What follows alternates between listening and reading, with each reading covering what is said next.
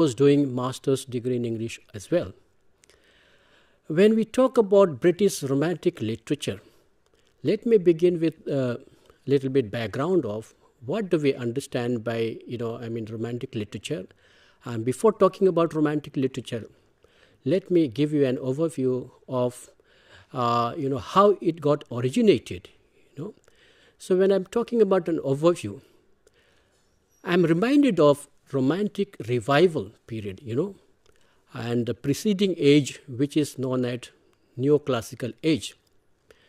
So in the 18th century, to talk about its background, Alexander Pope, who happened to be the very close adherent of, I would say, Greek classics of Latin, Homer and Virgil, he was also admirer of Greek and Latin classics, and he thought of reviving the classical poetry into English literature. He admired classical literature of the 14th and 15th century. As I told you, he was a close adherent of, Greek and Latin in classics, Homer and Virgil, He thought of bringing back the classical poetry into English literature. And why did he do that? Because he was of the view that blank verse, which was being used by Shakespeare and Milton, should be substituted by a new form of poetry, which is known as heroic poetry, couplet, So there was a kind of a new classical movement, which was led by none other than, I would say, Alexander Pope. And the kind of a school of poetry which he started is known as the neoclassical poetry, neoclassical movement. Now, let me talk about what all he talked about, heroic couplet, Heroic couplet was, confined to decasyllables. Decasyllables means if somebody wanted to write poetry. So it started with first two lines, and first two lines were supposed to be written in, 10 in a decasyllable. Decasyllables means 10 syllables. And the lines were very much confined to these decasyllables. And the idea was, and the main idea of the poetry, was to be ended in the end of the first line itself, in the end of the first line. So that was the main idea, to end this. Okay. However, what happened was that there was a kind of a general feeling amongst the people. Because if somebody wanted to write poetry, he or she was supposed to write poetry within decasyllables, in 10 lines, in one line, 10 syllables, two lines, 20 syllables, And this is kind of, poetic composition, which was not admired by people. Though its followers, I would say, Alexander Pope, his disciples, and also close adherents to, neoclassical poetry, those people, they frowned all those people who deviated from this norm. They wanted everybody to follow this poetic composition. However, what we find is that after coming of William Wordsworth and Coleridge, who did not like such poetic composition, the reason being that they were of the view that this kind of poetic composition really shackled the poetic souls of the people. It also shackles the cribs and also confined everybody to, I would say, 20 syllables, And they were of the view that this kind of poetry, neoclassical poetry, was promoting, so-called inane kind of poetry, artificial kind of poetry.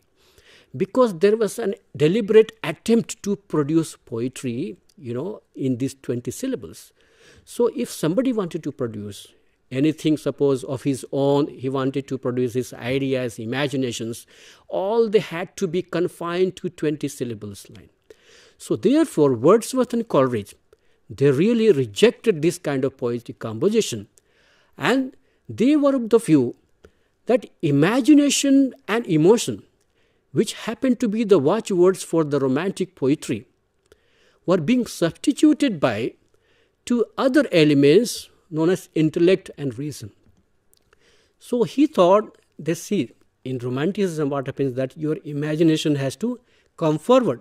Your imagination, your emotions have to come forward, But he thought that in a poetic composition of new classical poetry, which happened to be, very inane, insipid, and also in the form of empty-headed utterances, they were not producing the original ideas.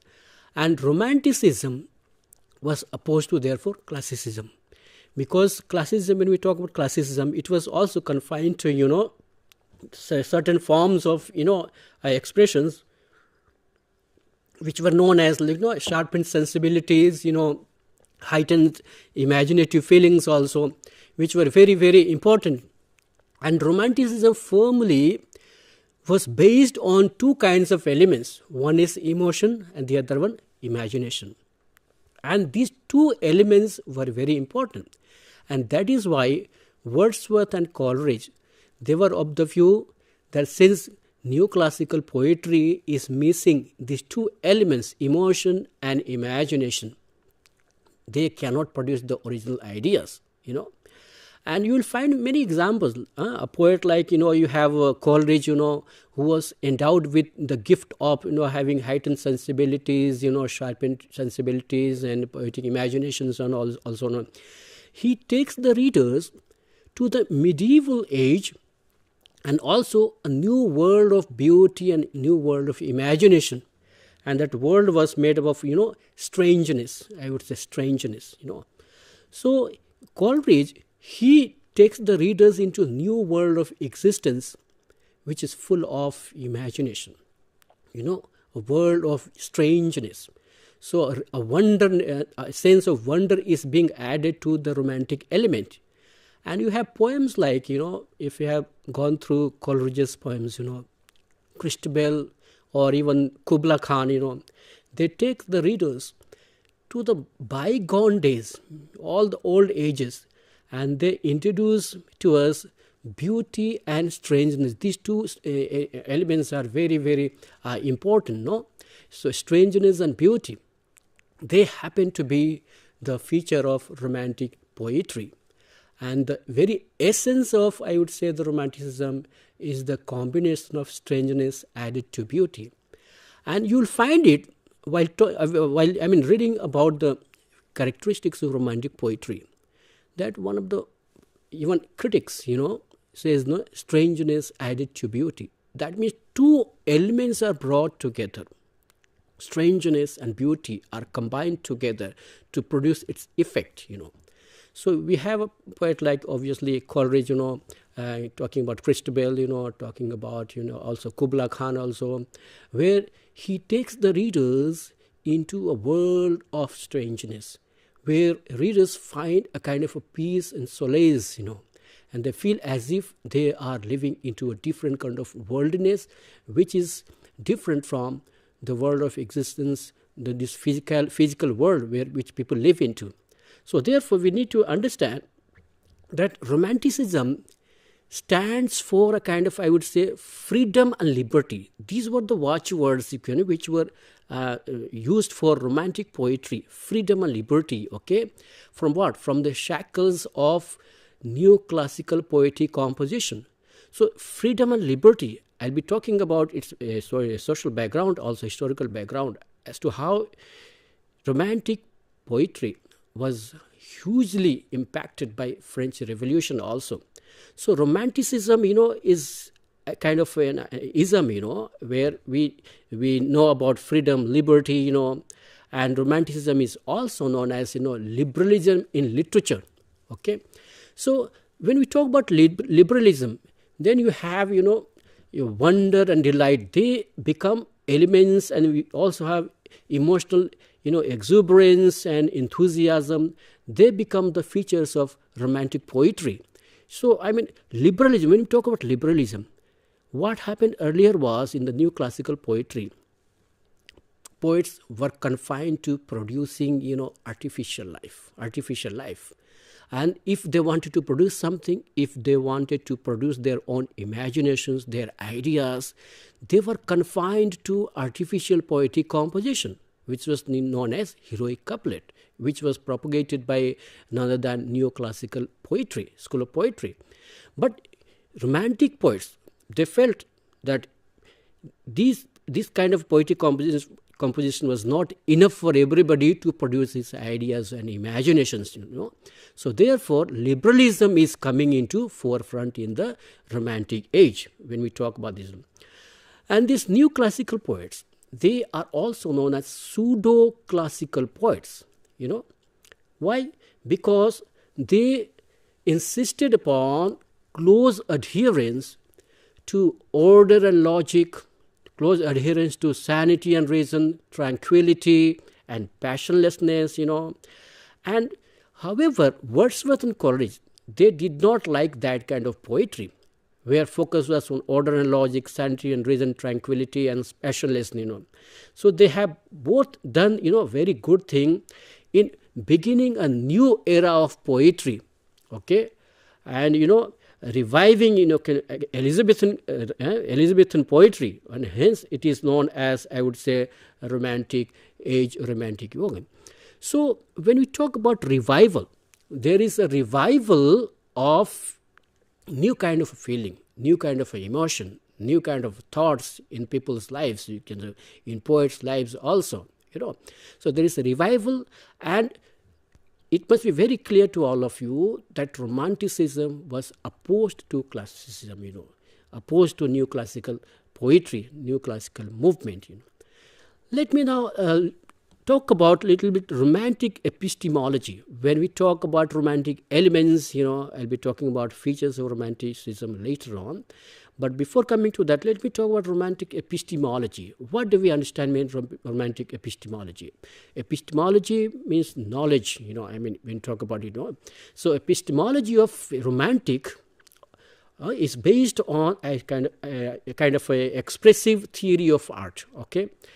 Which is, different from, you can say, mimetic or imitative rationalist aesthetic, And it is also, based on, Romantic epistemology is based on three components.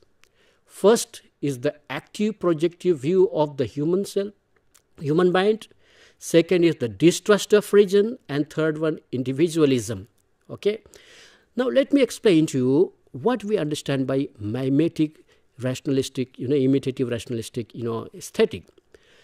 It was during classical period, when you talk about Plato, Aristotle, they came up with a kind of a new notion of poetry, and they established a new form of poetry, which their epistemology was based on imitation.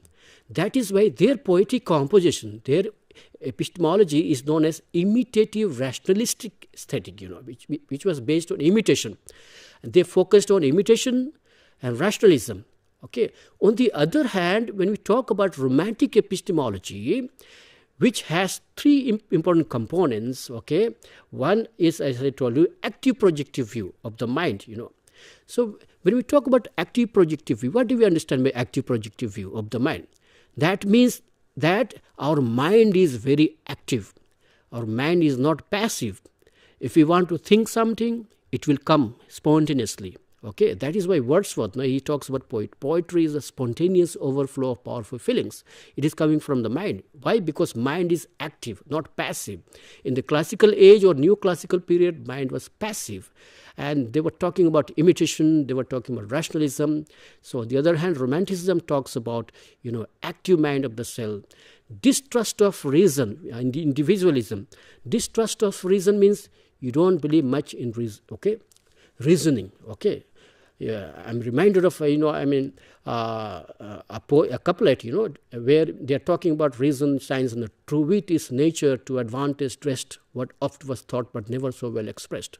And that is one of the examples of a new classical poetry, Similarly, Alexander Pope also, he's focusing on the philosophy of the mind, He is talking about the philosophy of the mind, philosophy of the man in a essay like Essay on Man. He talks about, know then thyself, presume not God to scan, the proper study of mankind is man. So you need to focus on man, okay, man, his mind, okay, which is very, very active. So these were the characteristics of, I would say, romantic epistemology when we talk about, okay. Now, under mimetic view, human mind is very passive recipient. It becomes passive, means it's not active, very passive, And if I was to talk about, passive elements, I'm reminded of few, critics also, like Plato. He is making use of analogy of a mirror, okay, in which, faithfully, which reflects external reality. So he is comparing poetry with a mirror. So only external reality is getting manifested. Then Aristotle is using a different kind of analogy where he is comparing the human mind to a piece of wax, okay. We have Locke, okay, who describes human mind as a tabula rasa. Hartley, he is explaining the working of the human mind in mechanical terms, okay, and his theory of associations. Then we have Hume, who is talking about, the mind, in terms of scientific explanations, and also associating with the association of the ideas, okay. So therefore, what we find is that in the mimetic view, the focus was not on man, I would say. The focus was on individual, okay, okay, which earlier was important as a member of the human race, okay, and was regarded during the classical period as infallible, okay, faculty. However, in the romantic period, romantic theory of knowledge is questioning that worldview.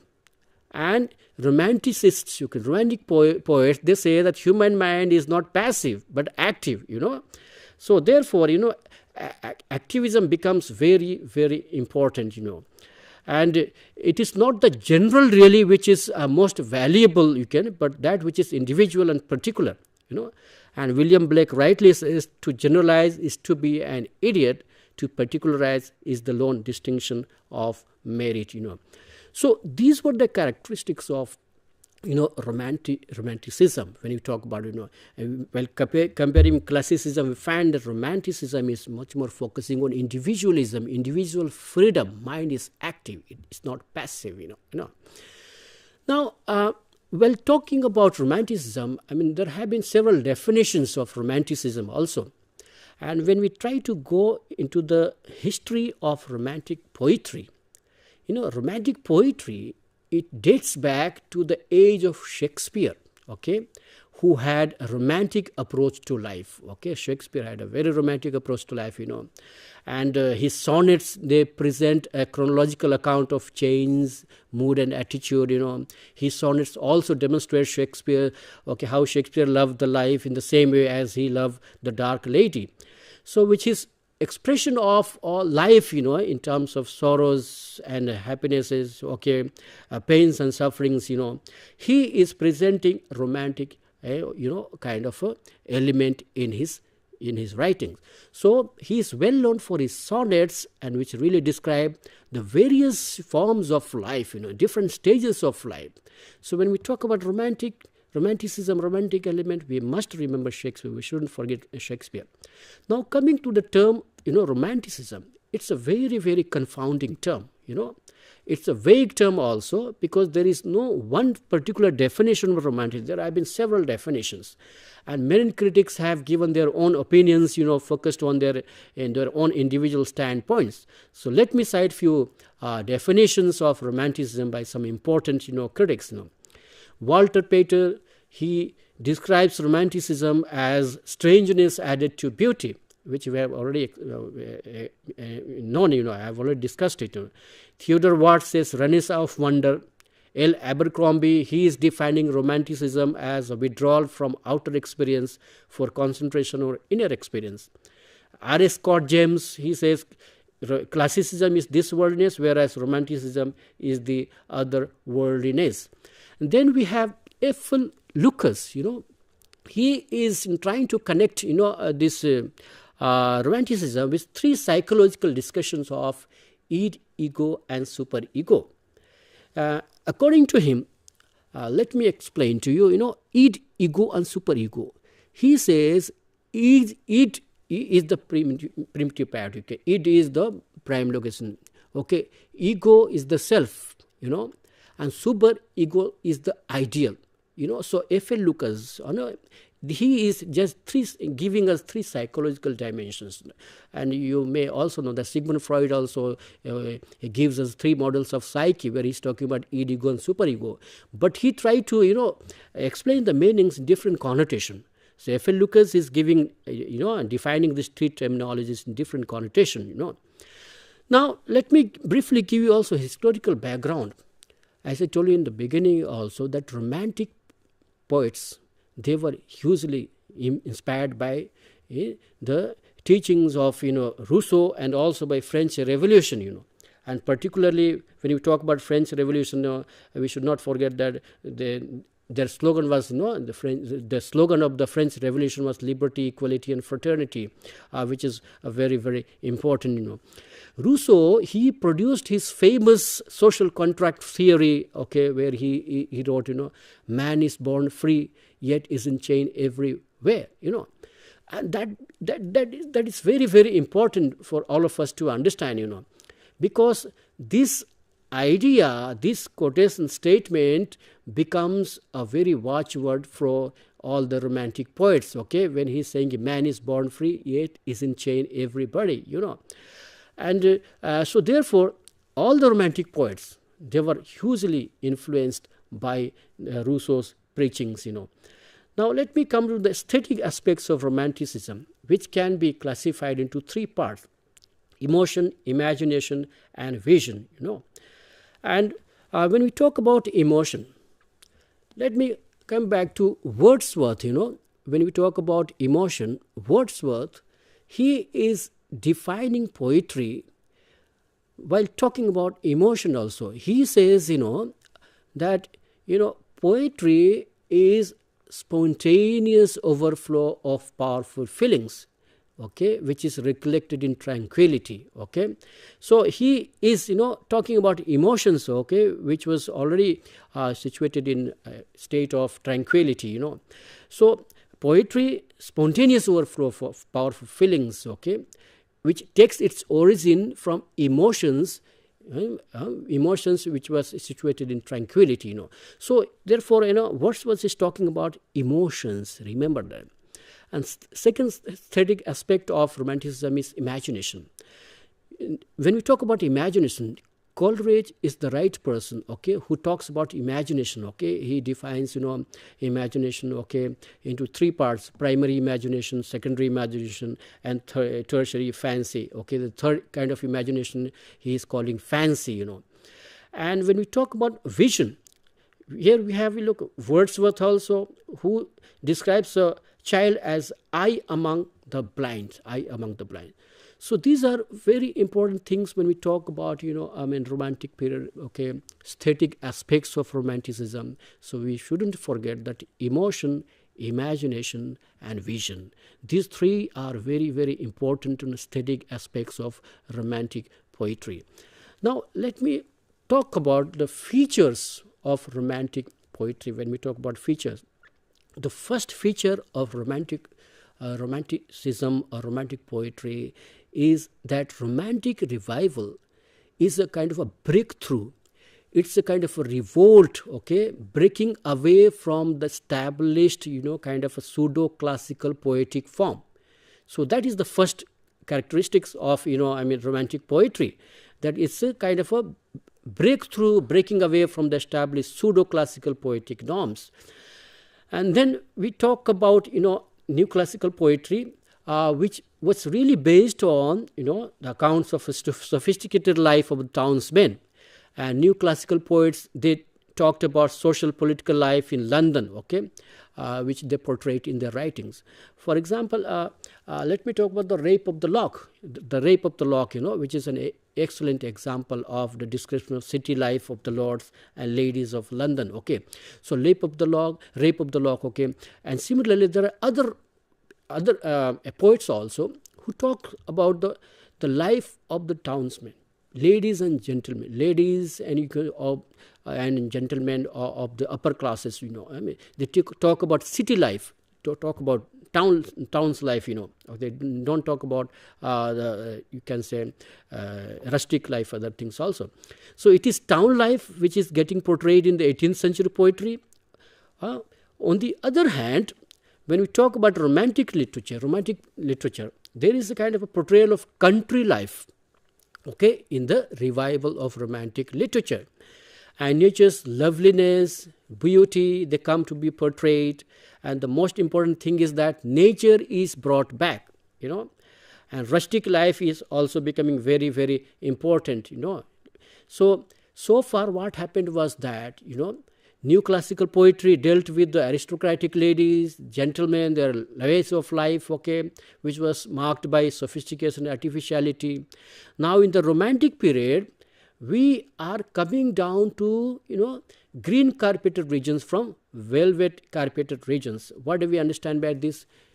By green carpeted regions, we do understand that poets, they talk about the landscape, they talk about the rural areas, velvet carpeted area, which was based on the life which was spent in the towns, in the cities, So therefore, when we talk about characteristic romantic poetry, we must remember that romantic poets also, they resemble the modern human rights, and they are considered as freedom fighters, And poetry of romantic period, romantic revival, strikes kind of a rebellion, starts a kind of crusade against conventions and worn out traditions in society and literature. And one has the freedom to breathe freely and scratch his head or blow his nose. So what I'm talking about is that compared to new classical poetry, in the romantic period, there is a free hand.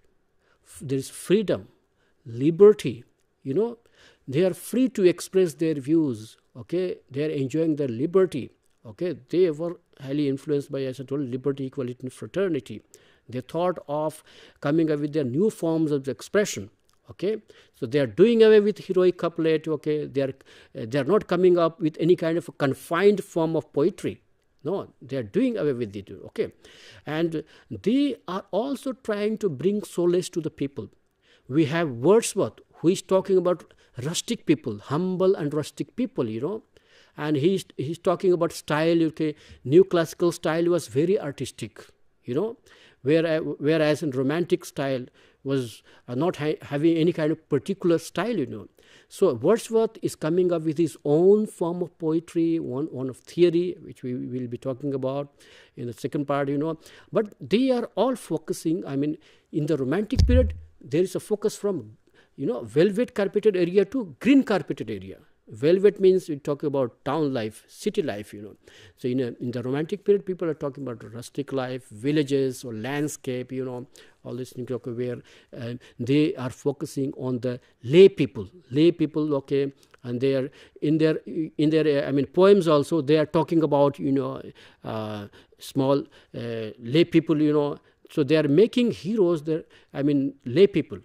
It was not the case in the new classical period. New classical poetry was, revolving around town life, city life, you can say. So this is where it is different, And also, we also get to know that about the fact, Coleridge, and even I talk about John Keats, they are taking all the readers into a different world of existence, I was giving example of Kubla Khan or Christabel, where what is happening is that, Coleridge is taking the readers, into his own world. Similarly, Keats is taking to a different kind of world. So these are, important characteristics, which are very, very important. And finally, let me talk about the final characteristic, which is supernatural element. So Coleridge was also involved in supernatural elements, which was very, very important. So I think these are the very important characteristics of romantic poetry. So in today's lecture, we got to know about the theory of the romantic poetry, the features of romantic poetry. And in the second part, we will try to learn about the important poets of romantic era. So with this, we conclude this session. Thank you so much.